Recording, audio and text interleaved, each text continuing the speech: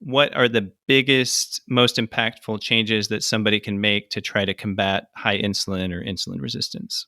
hmm Yeah. So there are a few primary causes of insulin resistance. One is chronically elevated insulin, and that is superbly addressed by the dietary tips I just gave a moment ago. The other two causes, primary, that I consider of insulin resistance are inflammation and stress. With inflammation, it's very difficult because if someone has an autoimmune disease, the body's more inflamed and thus will be more insulin resistant. That happens, and so that's a difficult one to really address and have a kind of strategy on. The other one, stress, is better, where we know that elevations in stress hormones, namely cortisol and epinephrine, also called adrenaline, those are hormones that will cause insulin resistance in humans.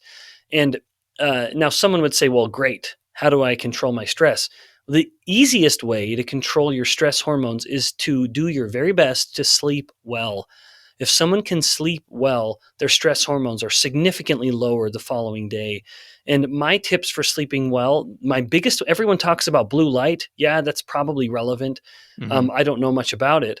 But for me, if you can go to bed on a relatively empty stomach, with relatively normal glucose levels, in other words, at least a few hours after you've eaten, and what you ate wasn't just pure starch and sugar, then you will sleep so much better.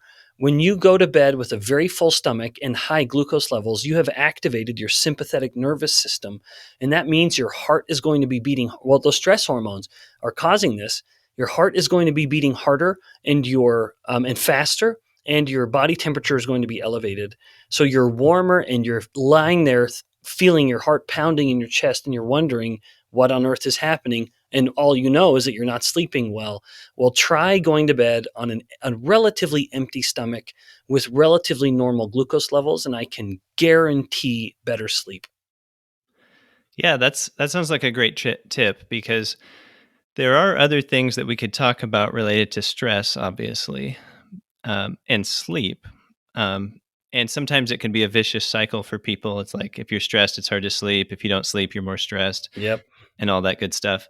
But there's a very practical kind of just workmanlike thing that you can do, which is be done eating at least a few hours before you go to bed.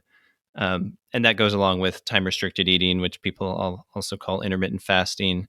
If you don't snack after dinner, for instance, and you have dinner early-ish, not like right before bedtime, then hmm that kind of accomplishes that right away. And I've certainly noticed sometimes that my body seems to be working harder, and maybe it's because I have a full stomach, and it's pumping all this Yep. blood to my stomach and to my intestines and all this stuff. And there's other indirect effects, but that's just what I can kind of sense as I'm laying there in bed.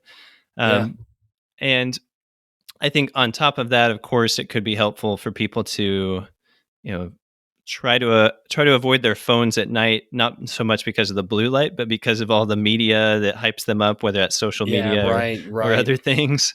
And I've heard a lot of tips recently about, if you get your diaphragm moving up and down, either through deep breathing or laughter, that like helps lower stress hormones. And so Hmm. there's a lot of other things that people can do, avoid the media consumption, also to stop working by a reasonable time, right? Because I know my brain is like on overdrive sometimes if I'm still thinking about work related stuff. Yeah. So just those are just a few things I've been thinking about recently as well that are kind of related to that same topic. But I like I how love it. you gave a very practical tip that it's not like it's not hard to measure.